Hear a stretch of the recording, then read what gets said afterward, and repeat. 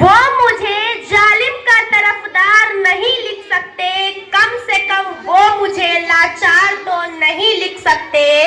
जान हथेली पर लिए कह रही हूँ जो सच, जान हथेली पर लिए कह रही हूँ जो सच, उसको इस देश के अखबार नहीं लिख सकते।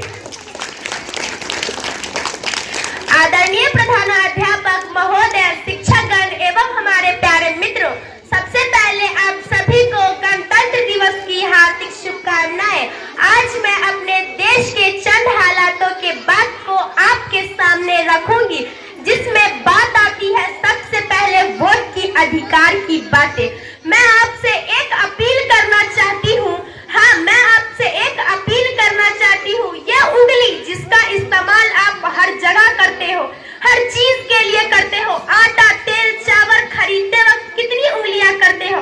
इस आटे में मिलावट तो नहीं है, इस चावल की भात तो अच्छी बनेगी ना, इसमें कंकर तो नहीं होंगे। मोटरसाइकिल खरीदते वक्त जाते हो तो इसमें माइलेज तो अच्छी मिलेगी ना, यह जल्दी जल्दी खराब तो नहीं होगा। 4 रुपए का पेन खरीदते जाते हो तो कितनी घिसपिट करते हो, घिसपिट कर देखते हो। यहाँ तक कि बेटी का रिश्ता ले जाते वक्त भी लड़का अच्छे खानदान से तो है ना, अच्छा तो है ना, कमाता तो है ना, पढ़ा लिखा तो है ना। यहाँ तक कि लोग तो जासूसी तक करवा लेते हैं, लेकिन 5 साल तक चलने वाली अपनी सरकार के लिए एक आवाज नहीं उठाते, बिल्कुल नहीं उठाते। 5 घंटे, सिर्फ 5 घंटे चलने वाली मॉस्को कॉइल के लिए कितनी सवालें पूछते हो। इसमें से धुआं तो नहीं आएगा, इससे मच्छर तो मरेंगे ना, लेकिन 5 साल तक चलने वाली अपनी सरकार के लिए एक आवाज नहीं उठाते। मेरी आपसे यही अपील है, जात पात पैसा धर्म मंदिर मस्जिद और संप्रदाय को वोट देने के बजाय जो आपसे वोट मांगने आए, पूछिए उनसे कि तुम मेरे लिए क्या करोगे, मेरे बच्चों की अच्छी शिक्षा के लिए क्या करोगे, मेरी नौकरी के लिए क्या करोगे, यदि मैं बीमार पड़ गया तो मेरे परिवार के लिए क्या करोगे, अगले 5 सालों तक मेरे देश को आगे बढ़ाने के लिए क्या करोगे। पूछिए, ये सभी सवाल उनसे वोट देने से पहले पूछिए। यदि आप ऐसा कीजिएगा तो देश की स्थिति सुधारने और देश को विश्व उन्नत बनाने के लिए कोई गांधी, कोई भगत सिंह और न कोई अंबेडकर की जरूरत पड़ेगी। पहचानिए अपनी इस उंगली की ताकत को, इसका सही इस्तेमाल कीजिए, सही इस्तेमाल कीजिए। इसको पैसा पे वोट देने से पहले सोचिए, क्या वह 500 और 1000 रुपए आपके और आपके बच्चों के लिए भविष्य के लिए पर्याप्त है। भविष्य छोड़िए, क्या 5 सालों तक पर्याप्त है, नहीं ना। सोचिए, इस बात को जरा सोचिए। याद रखिएगा, हमारे पास वोट मांगने आने वाले नेता वही होते हैं जिन्होंने तुम्हारा हक मारा होता है। मनरेगा तुम्हारा अधिकार था, सरकार द्वारा चलाया गया इंदिरा आवास योजना तुम्हारा अधिकार था, जिसे इन नेताओं ने तुम तक पहुंचने नहीं दिया। अरे वोट से लेकर नेता तक सबका यही हाल है। पहचानिए अपनी इस उंगली की ताकत को, इसका सही इस्तेमाल कीजिए, क्योंकि ये उंगली आपके अगले 5 सालों का भविष्य तय करती है। चलिए, ये तो रही आपकी वोट की अधिकार की बातें। अब मैं 2024 के बजट की बात करती हूँ। 81 बार थपथपाई गई मेज, 14,417 शब्दों का बजट का भाषण, और इस बजट ने अपने लिए राह तलाशी मिडिल क्लास की हैरत ज़दा आंखें। देशवासियों, ऐसा लगता है जैसे वित्त मंत्री महोदय ने बजट नहीं तैयार किया, बल्कि प्रधानमंत्री जी के मन की बातों का संकलन तैयार किया है। हम टूटे हुए लश्कर का भ्रम देख रहे हैं, हम टूटे हुए लश्कर का भ्रम देख रहे हैं और जिले इलाही के क्रम देख रहे हैं। ताकत का नशा अकल पे हावी है तुम्हारे, तुम देख न पाओगे जो हम देख रहे हैं। वित्त मंत्री महोदय ने महंगाई पर सिर्फ 10 शब्द बोले हैं,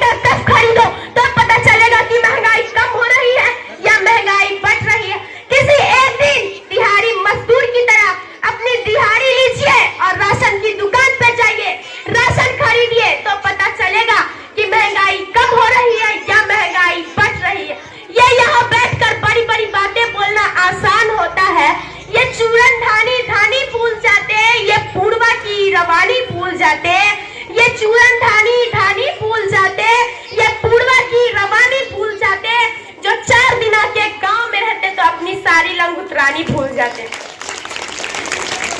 1.5 करोड़ वाला सीमांचल बेहतर है, जो शिक्षा हेतु बांट जो रहा है, ये सीमांचल उसी बिहार में आता है जिसकी बैसाखी पर आपकी सरकार चल रही है।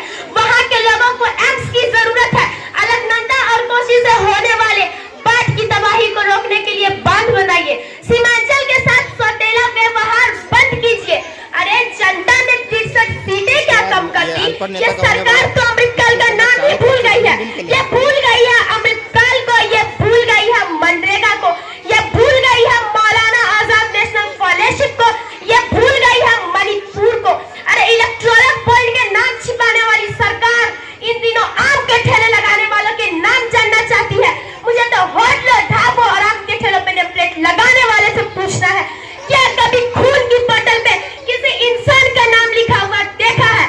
क्या कोरोना के दौरान अपनी उखड़ती हुई सांसों के लिए ऑक्सीजन तलाशने वाले किसी इंसान से पूछा है क्या तुम हिंदू हो या मुसलमान? लेकिन अब पूछा जा रहा है। मणिपुर में पिछले महीने 132 किसानों ने आत्महत्या की है। मणिपुर राज्य सरकार का सौंपा गया आंकड़ा बताता है कि 1 जनवरी से 31 मई के बीच 146 किसानों ने आत्महत्या की है। लेकिन इस पूरे बजट में किसानों के लिए कुछ भी नहीं है।